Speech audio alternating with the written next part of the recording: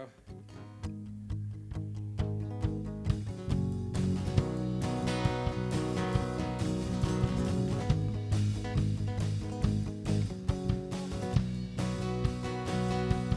With this heart open wide, from the depths, from the heights, I will bring a sacrifice. And with these hands lifted high, hear my song, hear my cry. I will bring a sacrifice.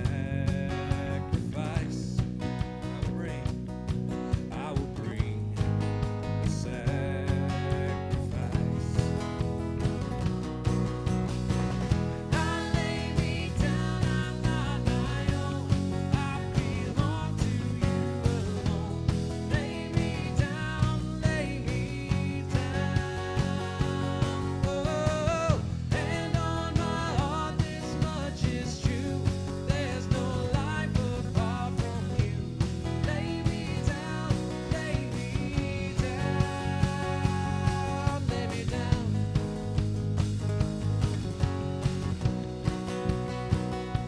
And letting go of my pride, giving up all my rights.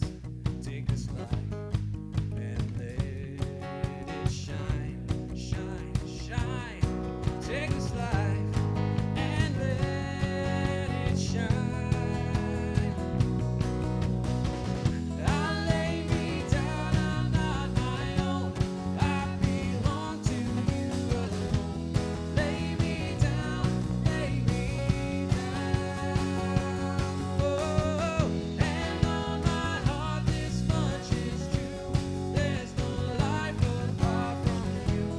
Lay me down, lay me down. Oh, lay me down, lay me down, lay me down.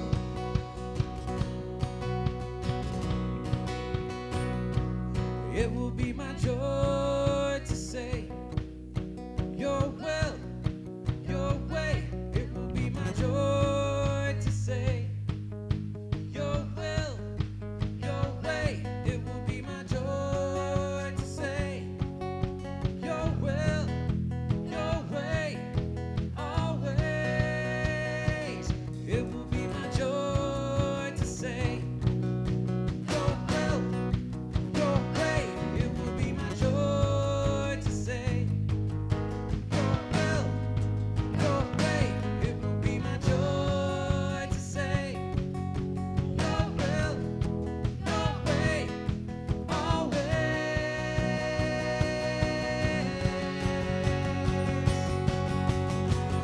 I lay me down, I'm not my own. I belong to you alone. Lay me down, lay me down. Oh, and on my heart this much is true. There's no life apart from you.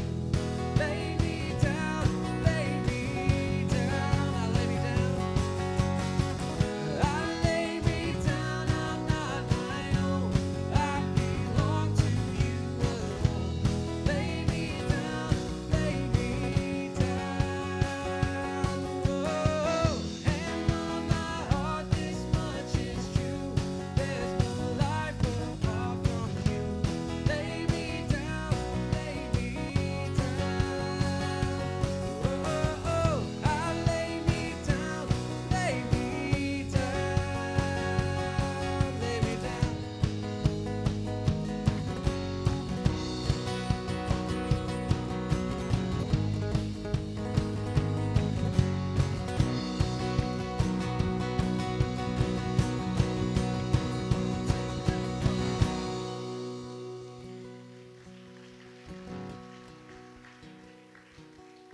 Happy Father's Day, everybody.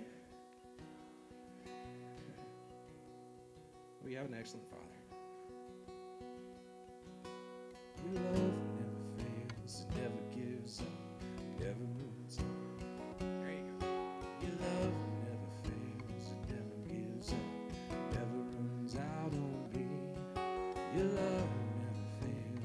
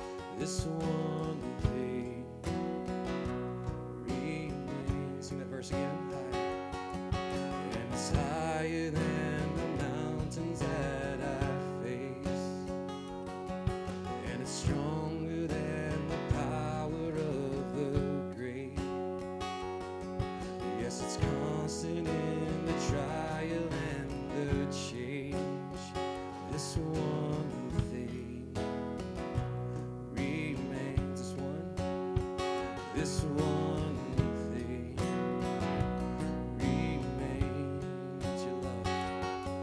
Your love never fails, never gives up, never runs out on me. Your love never fails, it never gives up, never runs out on me. Your love never fails, it never gives up, never runs out on me. Your love,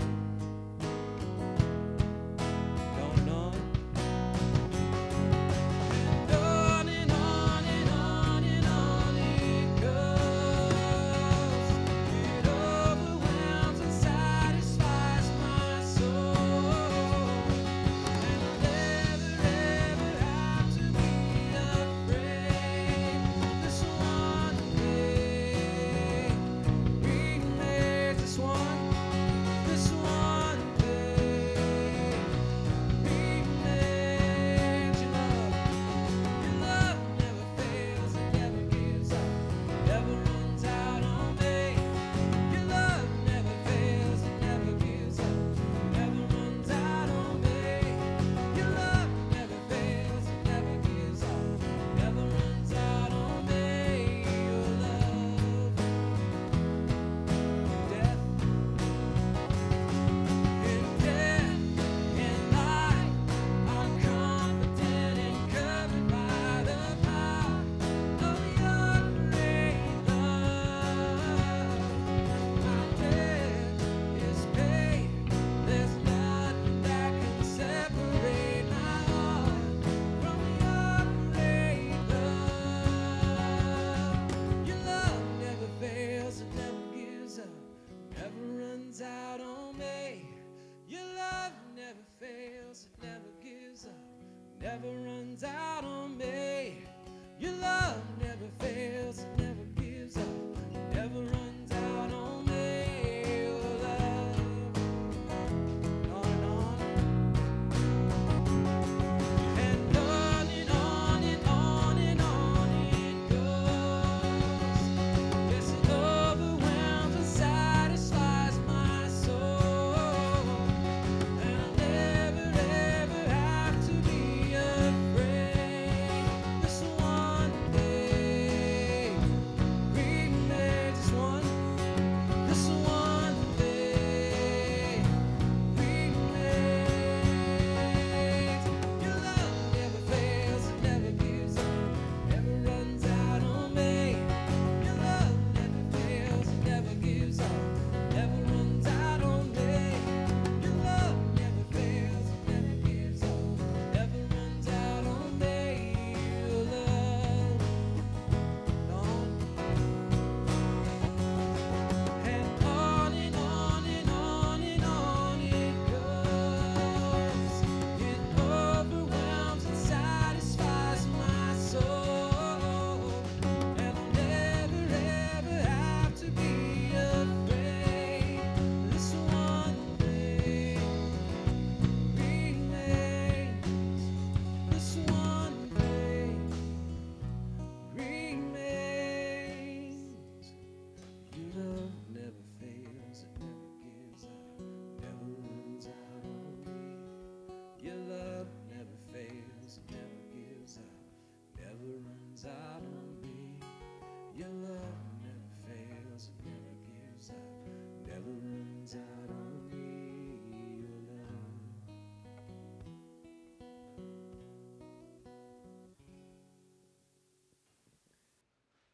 Well, good morning.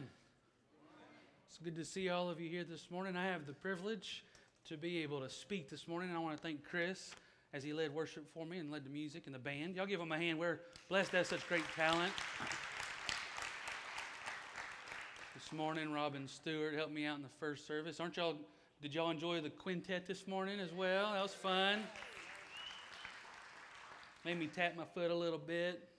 Did you tap your foot? Yeah, if you didn't, well, we need to talk to you after. You need to get saved, I tell you what.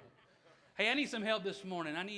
We're blessed to have our children in here this morning instead of kids worship. So if you're a child, and if even a child at heart, if you really want to, I need all your help. I need y'all to come up to the stage right here and come sit down right up here. If you're 12 and under or feel like you're 12 and under, and you want to be a part of it. Come on, don't be shy.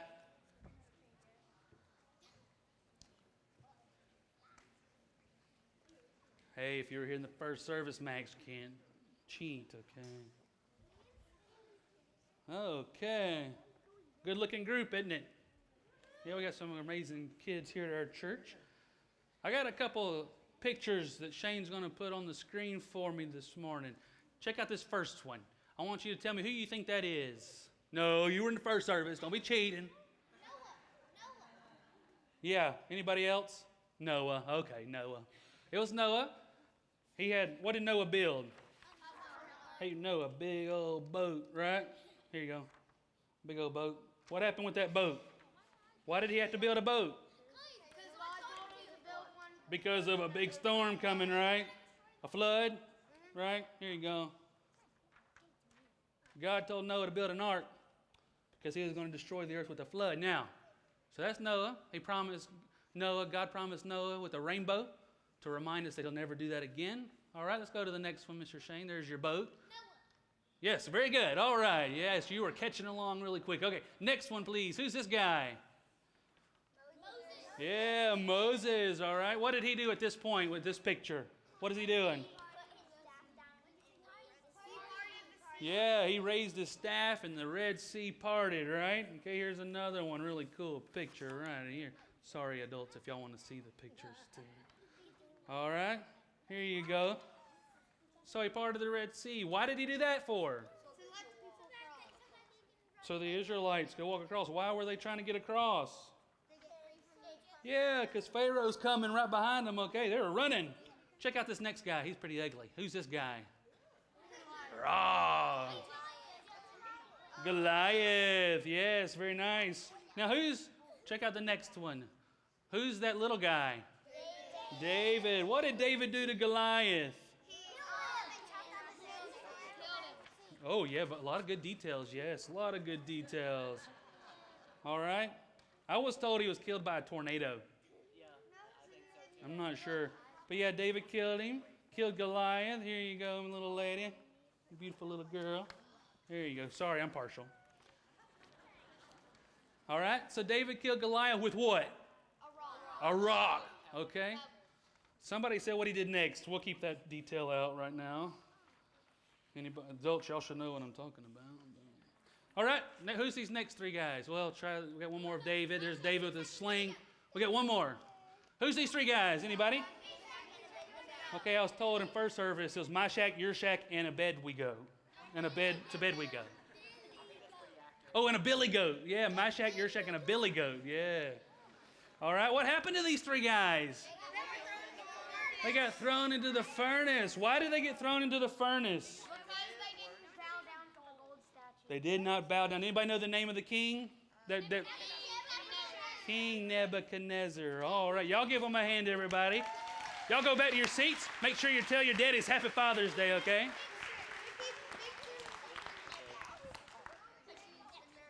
That story of those three guys, Shadrach, Meshach, and Abednego, is one of my favorite stories. And in just a minute, we're going to center our sermon around that.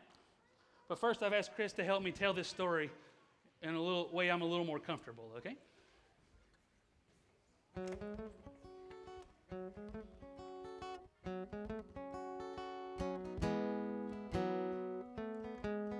There were three before the king.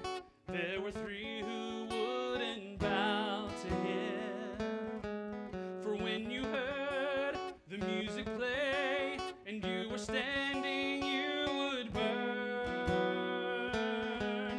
They looked at him and said, "Burn us up, burn us up, burn us up. Oh King, I want you burn us in the furnace of your desire. We give up, we give up, we give up. Oh King, I want you burn us in the furnace of your desire. Won't you throw us in the fire?"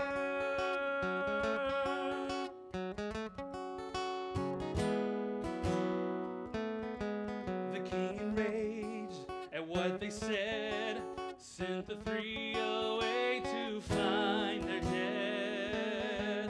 The palace stopped in unbelief when the guilty raised their hands to see. Well, they looked to him and said, burn us up, burn us up, burn us up.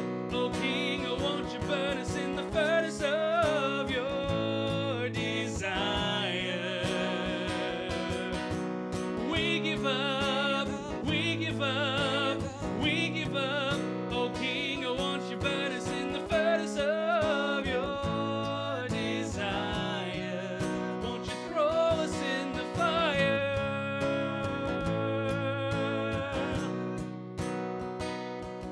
You are able to deliver from the fire of affliction. It's the declaration of our Lord. You're not an image of a gold, you're the God of old.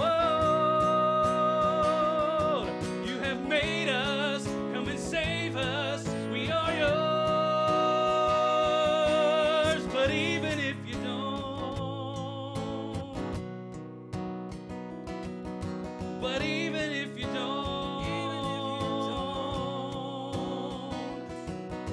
but even if you don't, burn us up, burn, oh, burn us up, burn us up, burn us up. Oh King, oh won't you burn us in the furnace of your desire. We give up, we give up, we give up. Oh King, oh won't you burn us in the furnace of your desire. Won't you throw us in the fire?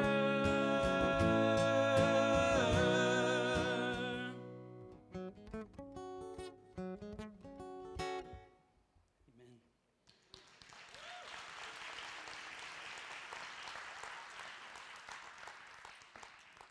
So we've talked about a few and very common stories that we know very well from the Bible that we've learned. How many of y'all grew up in church? Anybody grow up in church from the very beginning? I think I was in church way before day one, and I've been there ever since. And I've heard these stories taught to me my whole life. Very important stories. Like I said, one of my favorites is of My Shack, Your Shack, and a Billy Goat. And I had never heard that before. That was really good. But as I thought about these stories and how we've learned them for so many years, and sometimes they're a little sugar-coated, as one boy gave us a detail of David and Goliath that we don't really mention a lot and to our kids. But I got to thinking, I wonder how many of us as adults that have learned these stories from the beginning, maybe you've come in as an adult and you've heard us talk about some of these stories and we really don't fully grasp what was God trying to tell us. Why are they so important? Why are they in the Bible? In Hebrews chapter 11, the writer of Hebrews, he goes down a list of a lot of these, the 4 stories we talked about are mentioned, a lot more stories from the Old Testament about these people that went through so many things that God saw them through what seemingly were impossible situations. Can you imagine standing at the Red Sea knowing there's an army coming behind you, and you know God sent you this way, and you come to this ocean, and it's like, there's nowhere to go. It's pretty seemingly impossible, but Moses knew God had a plan, that God was going to deliver. He had something. What did he have? He had faith. He trusted God. Noah, I mean, why would God say, hey, I'm going to destroy the earth, so I want you to build a boat? I mean, that just sounds kind of crazy, right? And Noah could have said, no, I think that's silly. And then the world was going against him.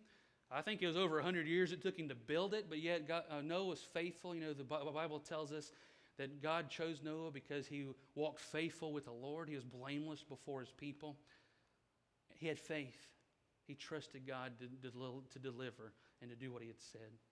I can't imagine being David, a little teenage boy, facing an ugly guy like that, a Philistine giant that was wanting to kill him, wanting to rip him to pieces and just destroy him and destroy all of Israel. But David was willing. I love what David said in 1 Samuel 17 as he's told King Saul and all the Israelites, hey, I'll go out there. I can handle this. I can take care of this Philistine giant named Goliath. And he said that to the Philistine, to Goliath, he said, you come against me with sword and spear and javelin, but I come against you in the name of the Lord Almighty, the God of the armies of Israel, whom you had defiled. This day the Lord will deliver you into my hands, and I'll strike you down and cut your head off. David said, I'm not second guessing. God will deliver. I'm going to kill you because God's on my side. All right? You're not the one that's going to have victory today. I am. He had faith that God would do what he had promised to do, that God had a plan. Shadrach, Meshach, and Abednego, can you imagine being told, hey, if you don't bow down to my golden idol, I'm going to throw you in the fiery furnace. I'm going to crank it up so hot that there's no way you could live. Can you imagine being told, bow down or else you're going to go in the fiery furnace? What would you do? These guys had faith, right? They had strong faith because they were willing to go unwillingly. And that's where I want to start. And I want you to look at, in Daniel chapter 3, if you have your Bibles, please turn with me to Daniel chapter 3. And I want to start in verse 16. So King Nebuchadnezzar has just told him, hey, this is the ultimatum. Either you bow down when that music starts, or I'm going to throw you in the fire. And here's what they say. Shadrach, Meshach, and Abednego in verse 16 of chapter 3 in the book of Daniel replies to the king, King Nebuchadnezzar, we do not need to defend ourselves before you in this matter. If we are thrown into the blazing furnace, the God we serve is able to deliver us from it, and he will deliver us from your majesty's hand. And then in verse 18, right here, this is where I want you to get this and hear this really loud and clear. It was in that song as well, repeated a few times.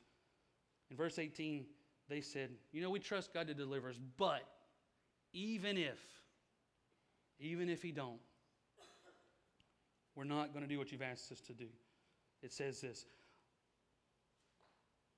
even if he does not, we want you to know your majesty.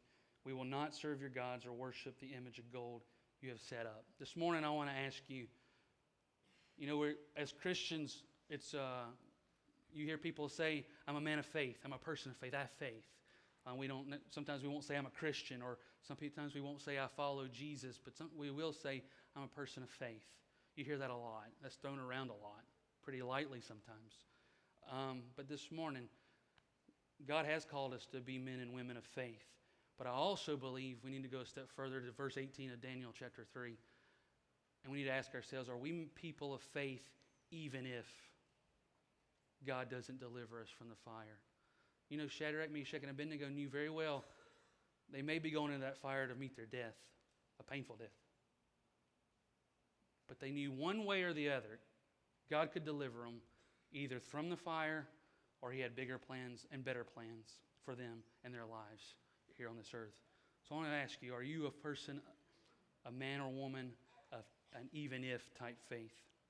Let's take a look at what faith is. Look at Hebrews chapter 11 and verse 1 from the New King James Version.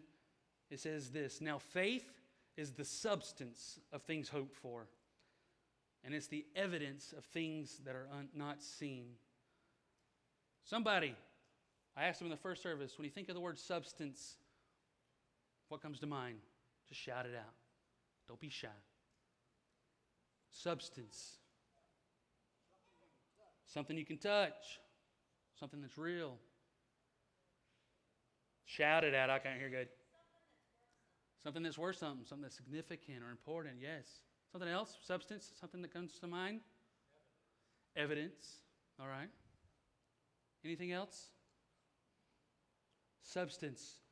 If you look it up, y'all said all of them. That is, which is real or practical in quality or character. It has practical value, its significance or importance. It's substantial, has solid character or quality. And I got a little lesson after the first service this morning on my Greek. But in this case, when the Greek word for substance is hypostasis. Hypostasis, okay? Hypo is one word, and it means it's underneath. It's a setting. It's kind of like a foundation, an infrastructure, okay, a substructure, something that you can build upon. That's what the stasis is, something that you build on top of that has substance, that's real, that you can see. All right, so the substance that we're looking at in this verse has a lot to do with a foundation. Our faith has to become a foundation. That's where it's the substance of things hoped for, that we've built our life upon, and built upon the Word of God, that He's proven Himself over and over, which leads us to the Greek word for evidence, as we see in Hebrews chapter 11, verse 1, the evidence of things not seen. It's alinkos, and it's meaning a proof, or that by which a thing is proved or tested, and convictions. And as we grow as Christians, from when we first give our lives to Christ and we begin to follow Jesus, we begin to read this, and we begin to spend time with Jesus, and we begin to build our foundation on who He is, and who God has promised us to be, and how He's promised to lead us through life and deliver us. And that foundation becomes our faith, all right? And we start building our faith on that foundation. And through life, as our faith is tested, we have evidence because of the foundation that we have in our lives that God has proven Himself to be faithful, and that those things are real and they're tangible, things that we can touch. God has done so many things for us and proven Himself so many times. So as we learn from Shadrach, Meshach, and Abednego, this statement, it says that when the enemy threatens to throw us in the furnace, or when we face anything in life that may be an impossible situation, what seems like it to us, we should realize this, that we do not need to ask the Lord to deliver us. Yet, we need to realize that He's going to come to be with us and take care of us in our suffering, making our place of suffering. And this is hard for us to swallow. Sometimes we don't really believe this, but He can actually make our place of suffering a pleasant situation. I want you to think back with Shadrach, Meshach, and Abednego. They got thrown in the fire. They weren't delivered, or they didn't escape the fire. They were thrown into the fire. But what happens once they're thrown in the fire? King Nebuchadnezzar comes back and looks, and he doesn't see 3 men, right? They threw 3 guys in, but what does he see? He sees 4 guys. Who's the 4th one? It's Jesus, okay? Jesus is there with him, and what are they doing? They're not like trying frantically to get out. They're not trying to escape this horrible situation of being in the fire, but they're actually singing and praising God. They're having a pleasant time, even though they should be suffering, right? All right? And I want to assure you this, that when we have faith in God, even though we may face a storm, even though we may be facing a fiery furnace or a giant in our life, if our faith in God is going to help us to realize that He's going to be walking with us through those times. He's going to take care of us. And those times can actually be somewhat pleasant at times. And we can definitely look forward to what He has for us in the future as He leads us through it. I want you to, I'm going to let him put this on the screen. It's a little formula for you. You want to write this down, this is what I want you to take home today. And I want you to know that faith is greater than fear, and faith is equal to peace. All right? I don't want to look at that word fear. So faith is greater than fear. And I got a little story for you. Y'all ready? You got to be listening, okay? So one summer night, especially here in Huntsville, we get storms, right? We get some storms in the summer. Y'all didn't tell me that before I moved here. Y'all kept that a secret. But we have storms. So there's this mom tucking her little boy into bed, and there's a bad thunderstorm outside, all right? And the little boy's scared, so the mom's trying to comfort him, tucking him in, giving him a hug, saying everything's going to be okay, you're going to be safe. And the little boy stops her before she leaves the room and says, "Mama, can you please just sleep with me tonight?" And she said, "Well, no, son, I need to sleep in your daddy's room." He stops. The little boy thinks for a minute, and he finally just says, kind of mumbles under his breath, "That big sissy." All right, so guys, I told y'all a secret. Y'all are scared too, right? All right? But as we talk about fear, I'm going to pick on the disciples from the New Testament for a little bit, okay? They're a bunch of scaredy cats, all right? And look in Matthew chapter 14, verse 29 through 31. You know this story well. It's another story we were taught growing up. When Jesus comes to them in the night, they're out on the boat. All the disciples are on the boat. Jesus had been doing something else. And then He comes out on the water, walking toward them on the water. It spooks the disciples when they see Him, right? They think it's a ghost, and they're afraid. And as closer He gets, Peter realizes, hey, I think that may be Jesus. And he says, "Lord, if that's you, let me come to you. Let me walk on the water." I think that's pretty cool, all right? So Jesus said, "Come on." And Peter walks out on the water. But what happens pretty soon? There's this huge wave coming, all right? He must be from Alabama because we don't surf the waves very much in Alabama. So he was scared of the wave, right? Right? Scared. He was afraid, right? So look at what it says. It says, "Then Peter got down the boat, walked on the water, and came toward Jesus. But when he saw the wind and this huge wave, he was afraid, and beginning to sink, cried out, 'Lord, save me!' Immediately Jesus reached out His hand and caught him, And then look what he says. Jesus tells Peter, you of little faith, why did you doubt? You of little faith. I want you to go back a little bit to Matthew chapter 8. We're in a boat again. The disciples are hanging out in the boat. Jesus is in the boat. He's down below taking a nap. He's sleeping. And it says this in chapter 8 of verse 23. Then he got into the boat and his disciples followed him. Suddenly a furious storm came up on the lake so that the waves swept over the boat. But Jesus was sleeping. The disciples went and woke him up saying, Lord, save us. We're going to drown. And he replied again, you of little faith, why are you so afraid? And then he got up, rebuked the winds and the waves, and it was completely calm.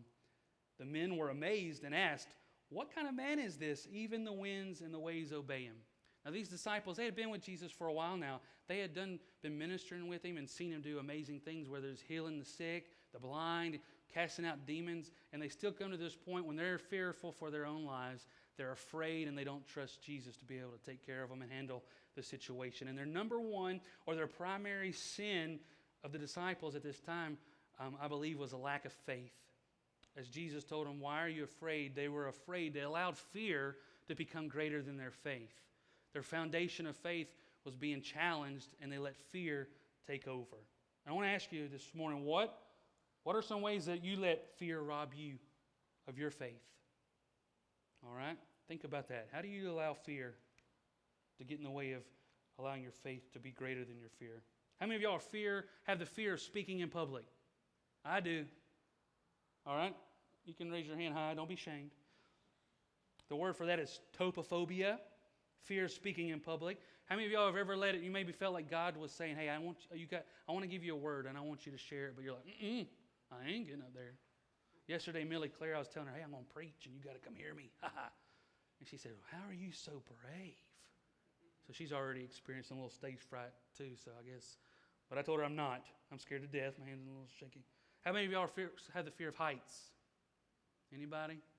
I saw a preview at a movie in IMAX last night that I realized I probably have a little fear of heights too. When they looked down the World Trade Center and it felt like I was really there in my stomach, it kind of got nuts. But that's called acrophobia. How about fear of flying? Anybody? I know somebody back there in the back, fear of flying, yes. All right, that's called aerophobia. How original. Actually, that is original. But okay. Another one, atophobia, fear of financial problems. How many of y'all have fear of financial problems? All of us probably are concerned about that. And I think a way we can allow fear to become greater than that, God's blessed us with so much. And God may be asking you to give up some of those finances for His glory, for Him to use. And how many of us allow our fear of our financial problems? We don't let God, if God's asked us for it, we don't trust Him to provide and take care. We may withhold from what He's asking us to do there. I got a couple extras that I was said I should ask. How about fear of snakes? Yeah, fear of snakes. Or how about this one? I know arachnophobia, isn't it the fear of spiders? Yeah, I was in Cracker Barrel the other morning, and there was a spider on the fireplace, the big old fireplace. And I pointed it out to the waitress, and she didn't go help get it. She went the other way. She was afraid of that spider, okay? I just didn't want it to get in my food, but she was, I ain't helping. How about fear of disease? Fear of disease. Anybody? I think we all are. And the longer we live, the more this becomes a reality with the way cancer is so rapid. It's called pathetophobia, fear of disease. How about fear of death? If we're all honest, we may have a little bit of fear of death, especially if we aren't rooted deeply in our faith. But I want to tell you this morning, the answer to our fear is faith. Okay, like I said, faith is greater than fear. All right? I want to share with you how a man by the name of Harry Emerson Fosdick, he was a Baptist preacher from the 1920s. He said it this way as he contrasted fear and faith. He said, fear imprisons, faith liberates. Fear paralyzes and faith empowers. Fear disheartens and faith encourages. Fear sickens, faith heals. Fear makes useless and faith makes serviceable. And most of all, fear puts hopelessness at the heart of our life, while faith rejoices in its God. That we allow fear to really take over our lives a lot of times. And I want to remind you and challenge you to know that faith is so much greater than fear. It eliminates fear. I want to share with you one more story this morning from the New Testament. If you get your Bibles, turn to Mark chapter 5. I believe we would all be pretty familiar with this story as well. Jesus had been across the sea doing some ministering and meeting needs and reaching people across the sea. And he had just returned back to Galilee. And there's people there waiting on him to return, wanting to be close to him, wanting to witness him, wanting to see him. And there's this man by the name of Jairus. He's a synagogue leader. He knew Jesus was returning. He pushed through the crowd because Jairus had a daughter, a 12-year-old daughter that was severely ill and that was on the verge of dying. And he comes to Jesus knowing if I could get Jesus just to come see her, that I know he could heal her. And he comes to Jesus, and then as you see in chapter 5 of Mark, Jairus comes to Jesus through the crowd. He's a respected synagogue leader, but he puts all that behind, no shame. He comes to Jesus, falls at his feet, and begs Jesus to come and to see his daughter, to save his daughter, to heal his daughter. All right, so Jesus is compassionate. He loves Jairus. He says, take me to her. And so they begin a journey to see Jairus, his daughter, to heal her. But along the way, as I said, there's a huge crowd, and they're all pressing in. They're wanting to see Jesus. And Jesus is walking through this huge crowd, and all of a sudden he stops and he asks, who touched me? And y'all know this story. A lady that had been sick for 12 years of a horrible disease. She reaches out in the midst of that crowd and just touches the hem of his garment, and she's healed. And Jesus immediately felt the power leave, and he knew that something like that had happened. He stops. So you got Jairus here. Let's go. My daughter's fixing to die. I need you to come on. And Jesus stops and wants to know who touched him. And he takes the time with this poor, sick, insignificant person, takes this time to recognize her faith. In verse 36 of chapter 5 of Mark, he says, your faith has healed you, and tells her to go in peace and be freed from suffering. You know, the story of this lady that reaches out to touch the hem of Jesus' garment is very, we all know it well. And a lot of times I've always heard it taught that she had such great faith, such amazing faith, just to think that she could reach out and touch the hem of the garment would heal her.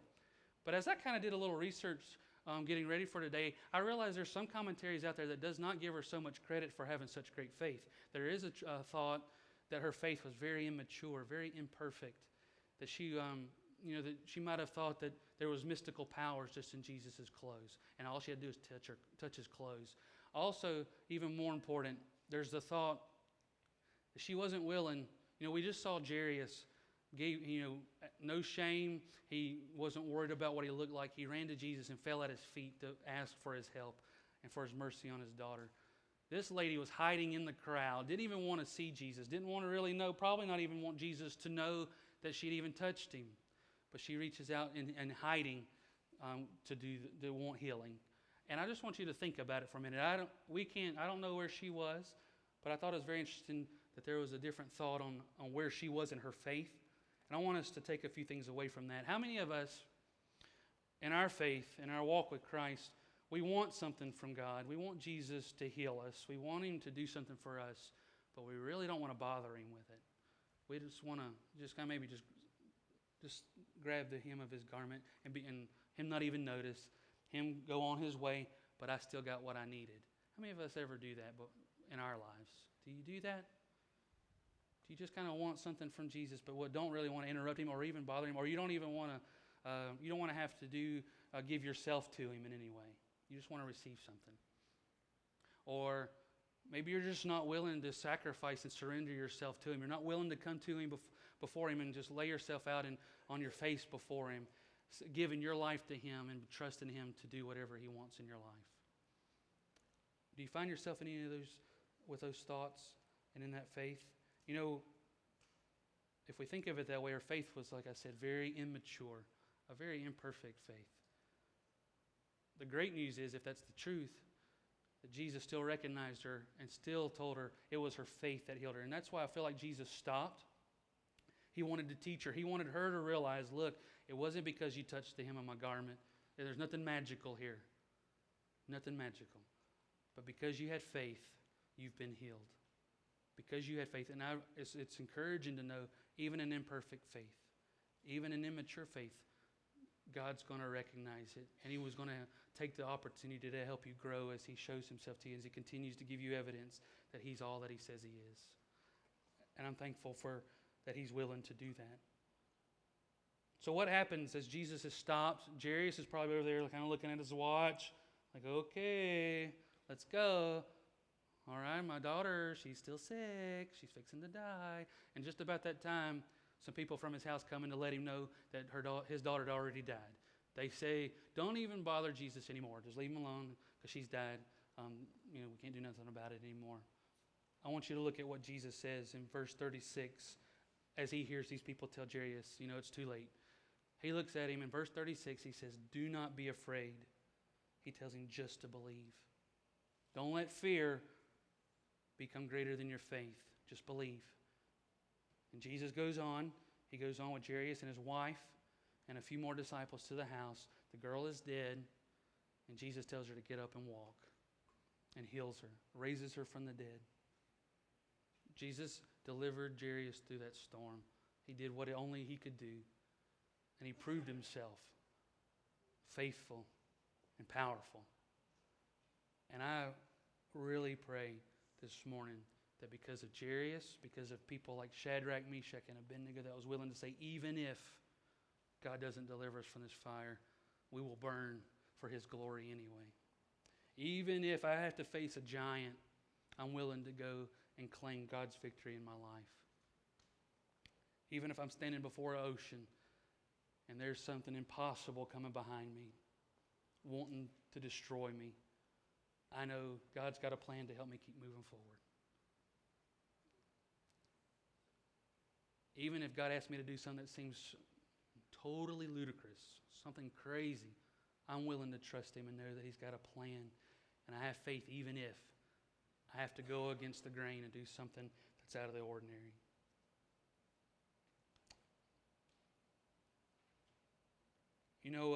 In Jairus' case, his daughter was healed from this disease and raised from the dead. Sometimes it don't work out that way. In Hebrews chapter 11, as you go through the whole list of these awesome people that faced impossible situations in life, it tells us at the end of that chapter that these people were commended for their faith. But it also goes on to say a lot of people that we recognize for their faith weren't always given what God had promised, or maybe what we see him promising on this side of earth. There was something different out there for them. And I have a dear friends of ours in Dothan that faced a similar situation as Jairus did. They have a daughter 4 or 5 years ago that was 7 years old at the time, diagnosed with cancer. They began to fight this cancer over and over for 4 years, more than 4 years, nearly 5. And just a few months ago, I was down in Dothan for her funeral. And Morgan Hasty, she went on to be with her Lord in heaven. Mitzi, her mother, stood before the people at that funeral and told them, don't you dare say cancer won the fight. Morgan didn't lose her fight to cancer because God still had victory. She's in a better place. God has bigger, better plans than we can imagine here on this earth. And Morgan, her parents, and her brother, and their whole family, David and Mitzi, they had a faith that even if, they begged God. I'm sure they had their times where they just were on their faces before God, please heal our daughter. But I know they also had the heart like these 3 men did in Daniel chapter 3. Even if you don't, we still trust you. We know that you have a plan. And they know that Morgan had left her mark on this earth. And it's the same for you and for me. Whatever God has in store for us, our job is to be faithful to him, to trust him, and to know whatever we're going through, he wants to use us, and he has a plan for us. Faith is greater than fear, and peace is a result of faith. I've heard it said before, and I know you have too, sometimes the Lord calms the storm. He did that for the disciples that night in the boat. But sometimes he lets the storm rage, and he calms his child like he did for Shadrach, Meshach, and Abednego. He just came and stayed with them and made their suffering a pleasant situation. And he'll do the same for you. Faith is greater than fear and equal to peace. Let's pray. God, this morning I'm so thankful for the opportunity to be reminded of this amazing truth. God, as I live my life for you, Lord, as I continue to grow in my faith,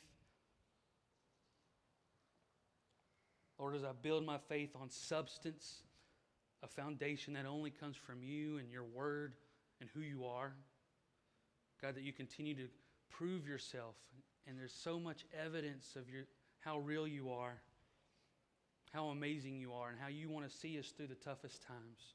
Or sometimes you may help us steer all the way around, but sometimes you may make us go straight through the middle of a sea. God, maybe you have us to walk through a fire.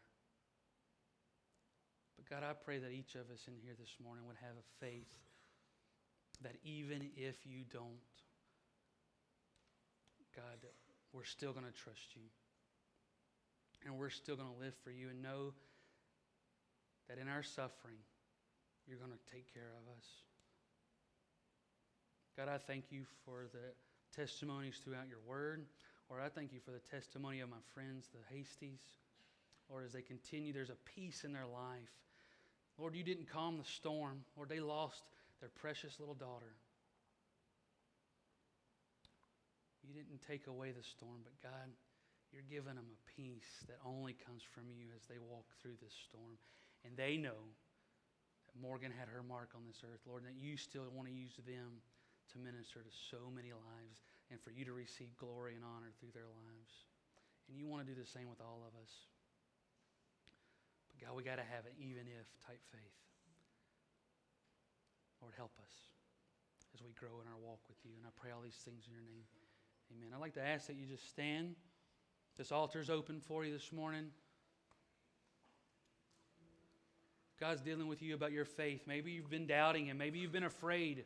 And He's telling you, you of little faith, why are you so afraid? Maybe you just need to come spend a few moments with the Lord this morning.